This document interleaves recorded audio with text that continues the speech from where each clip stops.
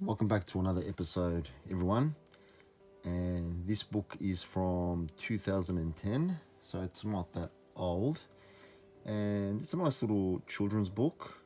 It's the Osborne, the Great Prehistoric Search. No copyright intended. All that work belongs to the owners. And this is quite an interesting book, quite a fun book actually. First of all, it's one of those, because it's a children's book, it is padded. I'm not a fan of these padded books, but anyway, it is intended for children, and this is something you see more common in modern books. Well, this is not that modern anyway, being around 12 years old, but still. And we've got Jane Bingham, illustrated by Ian Jackson, designed by Susie McCraffy. I think I butchered the names. And here we go, we've got scientific consultant, Professor Michael Benton. I've reviewed a few of his books, and I've got a few more to go. So this book is a search book, kind of like a Where's Wally, kind of, anyway. So it is quite an interesting book for the kids, and I do like the artwork as well. And as you can see, we just get like a basic introduction, and it does cover various periods of the history of life.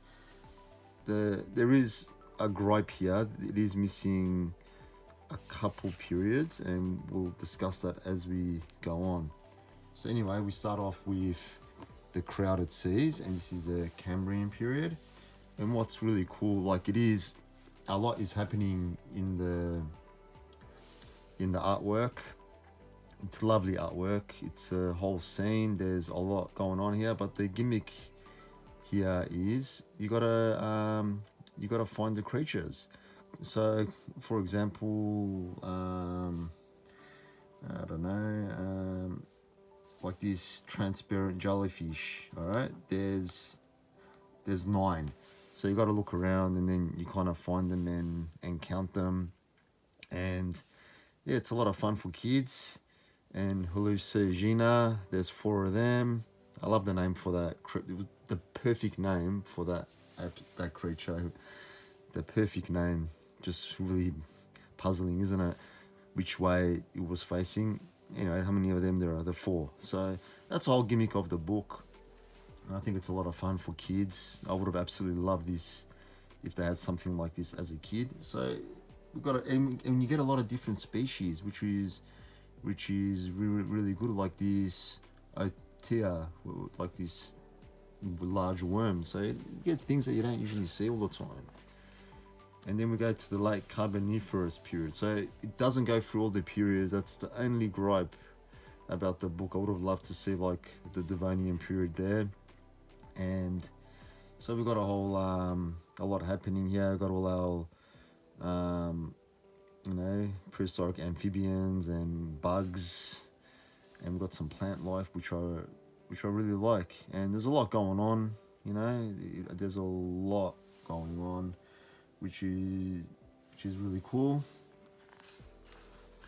And then we go straight to Jurassic Giants, and yeah, I really wanted to see a Permian period there. I would have loved to see a Permian period. I think that was a quite significant period to have included in the book, but it's all good. So we've got our Ceratosaurus. It was Allosaurus is there. There we go, Ceratosaurus. We've got a bunch of our popular Jurassic creatures.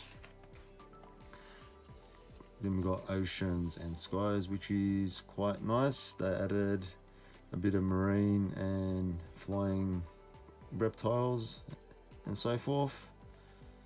And you even got basic things like this early shrimp, so a lot of fun.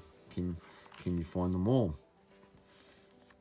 Now we go straight into Cretaceous creatures, but this Cretaceous period is more, like early to probably mid Cretaceous.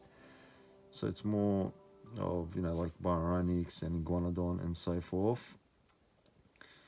and it just skips. There's no late Cretaceous, which I found very surprising. No late Cretaceous, which is probably one of the most popular periods of them all. So that one, yeah, it puzzled me a little bit.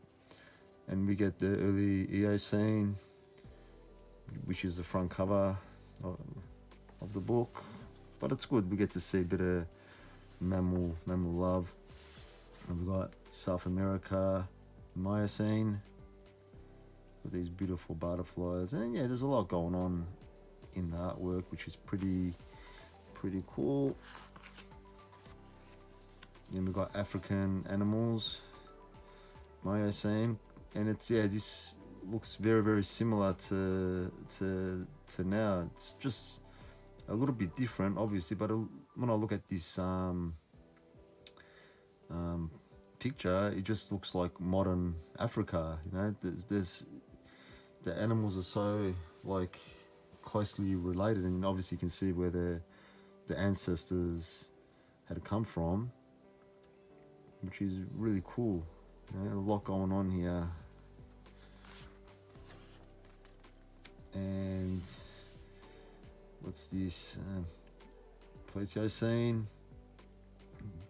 So 2 to 10,000 years ago. So getting close to modern times. We've got mammoths and things. So yeah, still got saber-tooths, Smilodon.